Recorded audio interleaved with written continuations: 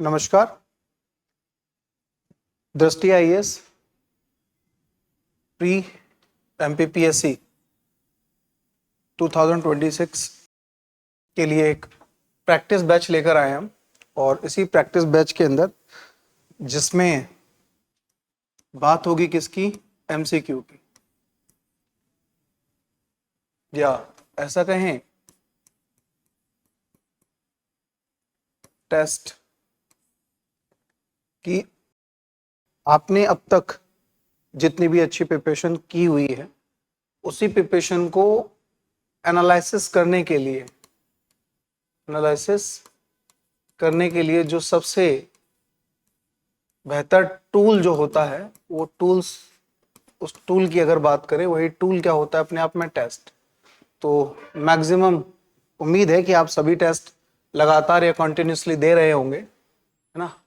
तो उसी टेस्ट में जो अगर बात की जाए किसकी, ऑब्जर्वेशन की, कि आप कितना अभी प्रेजेंट टाइम में रैंक एज पर मार्क, कि कितने आपके मार्क्स आ रहे हैं और मार्क्स के हिसाब से आपकी क्या रैंक कंसीडर हो रही है, कितने लोगों के बीच में आप उस एग्जाम्स को दे रहे हैं।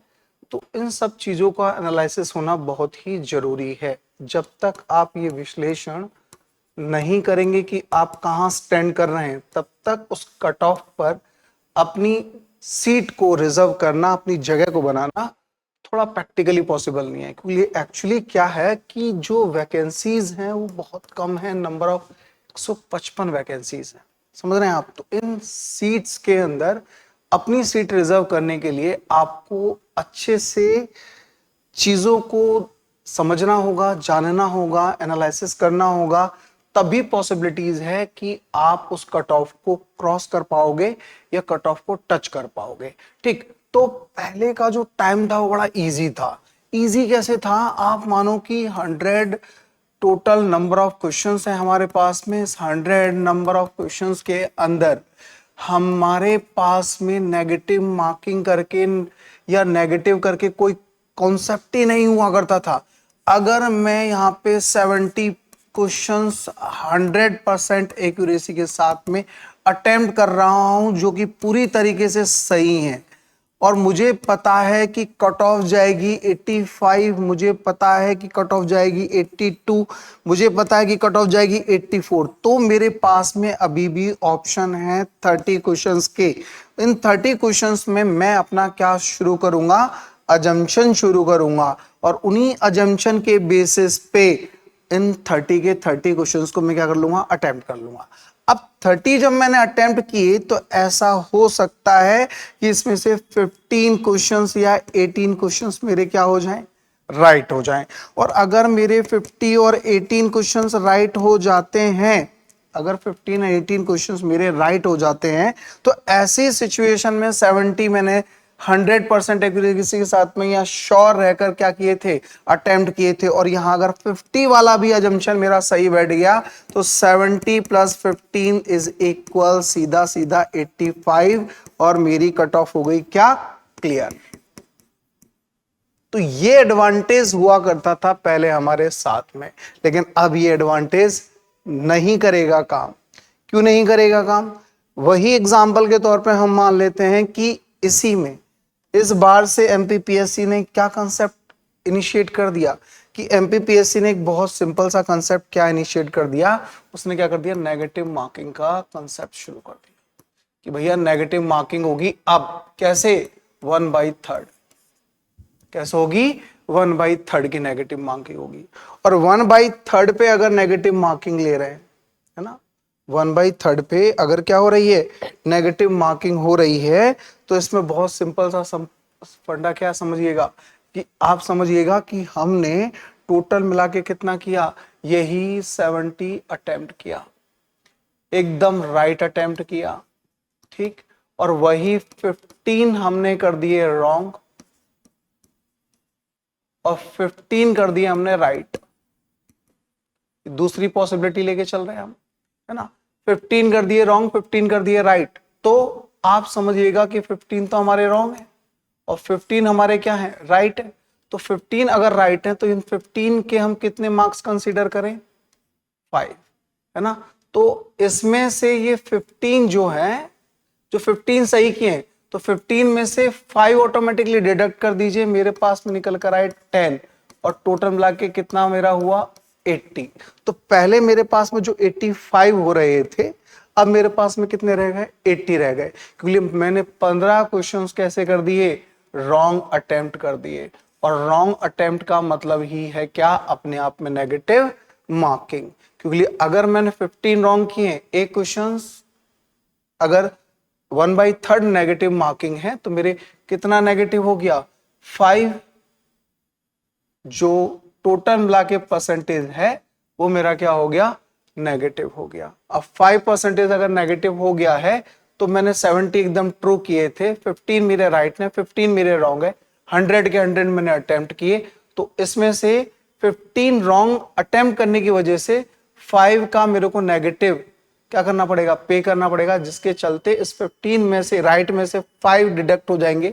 तो मेरे पास 10% ये निकल कर आया, 70 में मैं श्योर था, और 80 क्वेश्चंस मेरे क्या हुए, राइट। और अब कट ऑफ अगर 82 चली गई तो डिस्क्वालीफाई हो गया पेपर। ये बहुत सिंपल सा लॉजिक है जो अभी इनिशिएट किया गया है, किसमें, नेगेटिव मार्किंग के अंदर।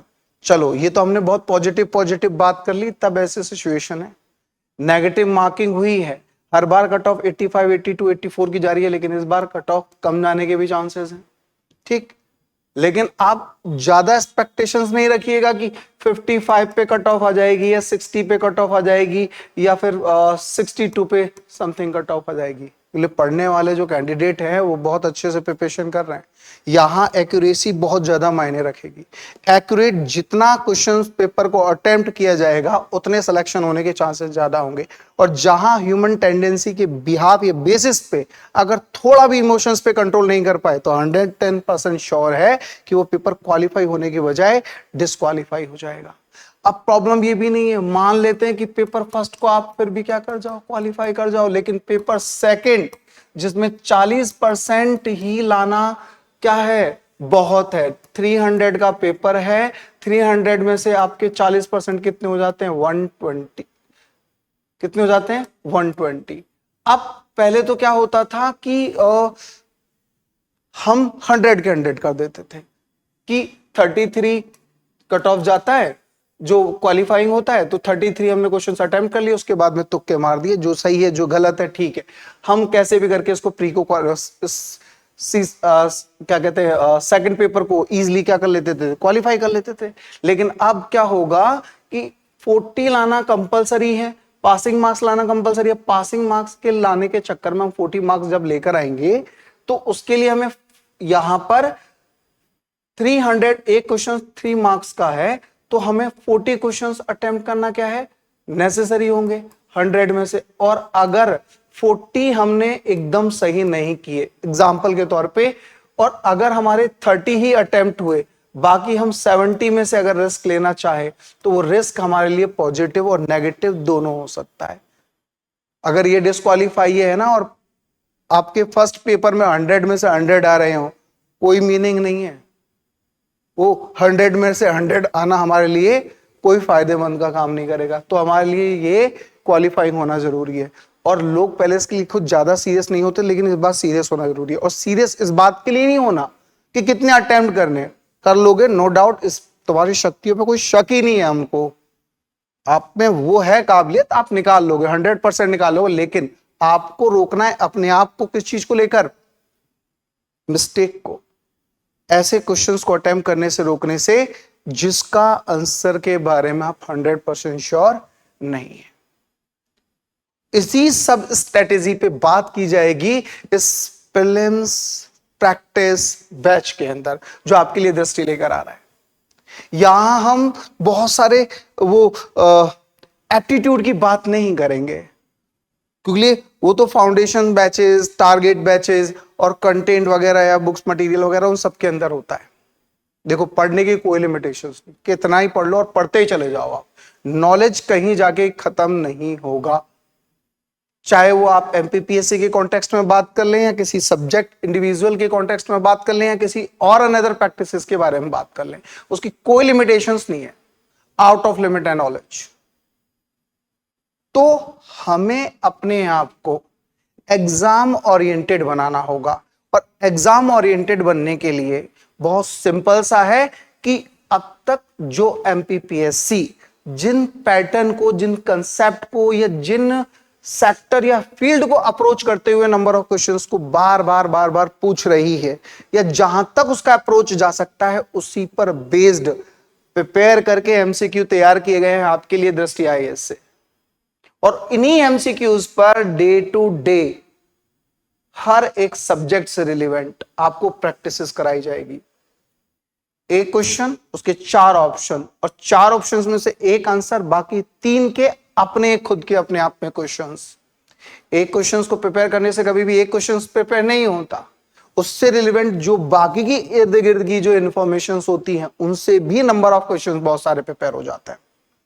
तो सिस्टमेटिकली, शेड्यूल बाय शेड्यूल, चाहे वो हिस्ट्री है, चाहे वो पॉलिटी है, चाहे वो ज्योग्राफी है, एमपी के कॉन्टेक्स्ट में, इंडिया के कॉन्टेक्स्ट में, चाहे वो इंडियन इकोनॉमी है, चाहे वो एमपी इकोनॉमी के कॉन्टेक्स्ट में है, सिस्टमेटिकली स्टेप बाय स्टेप हर एक यूनिट को कंप्लीट कराया जाएगा एमसीक्यू वाइज। और सबसे बड़ी चीज, ये जो बैच स्टार्ट हो रहा है ये आपको ऑनलाइन भी अवेलेबल है और ऑफलाइन भी अवेलेबल है। और ऑफलाइन कहां पर है? आपके इंदौर ब्रांच में, इंदौर सेंटर में।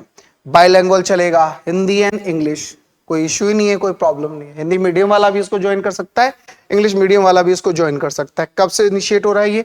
19 जनवरी 2026 से। एंड देन इससे, इस बैच से रिलेवेंट अगर कोई आपको इंफॉर्मेशन चाहिए तो आप इस नंबर पे कॉल करके कांटेक्ट कर सकते हैं। क्या फीस रहेगी, कब से क्या रहेगा, कैसे किस तरीके से मटेरियल कंटेंट को अप्रोच करना है, या कौन सी चीज कैसे अप्रोच होगी, ये इस नंबर से कॉल करके आप सारे डिटेल्स ले सकते हैं। ठीक। Another information regarding this batch, prelims practice batch MPPSC 2026, अनुमान नहीं रणनीति से होगा prelims crack. Strategy is the very important. Strategy अगर नहीं है ना तो चीजें आती हुई भी गलत हो जाती है, और उसका रिग्रेट एग्जामिनेशन हॉल के बाहर आने के बाद होता है कि यार काश कोई बताने वाला होता, काश कोई गाइड कर देता, काश कि ऐसा होता। तो काश वाली बात नहीं होनी चाहिए। काश वाली बात यहाँ पे पूरी होगी इस बैच के अंदर, कि वो कोई गलती नहीं होगी आपसे जिन गलती के होने के चांसेस या पॉसिबिलिटीज है। ठीक। तो उन्हीं सब चीजों को लेकर ध्यान में रखते हुए यहाँ की जितनी भी फैकल्टीज हैं वो आपको प्रॉपर वे में क्या करेंगी, गाइड करेंगी। किस सब्जेक्ट को किस लेवल तक अप्रोच करना चाहिए, किन किन फैक्ट्स को पढ़ना चाहिए, और एग्जाम को कैसे और किस तरह से इजीली क्रैक करना चाहिए, वो सारी गाइडेंस आपको अंडर द गाइडलाइंस ऑफ दृष्टि मेंटोर या दृष्टि faculties step by step guide की जाएंगी।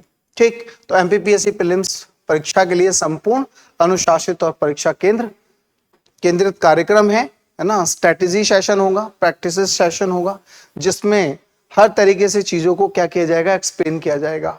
और संपूर्ण पाठ्यक्रम कंप्लीटली सिलेबस के अकॉर्डिंग यूनिट 1 से लेकर यूनिट 10 तक हर एक यूनिट से जितने हो सकते हैं मैक्सिमम नंबर ऑफ क्वेश्चंस को अप्रोच कराने का ट्राई किया जाएगा।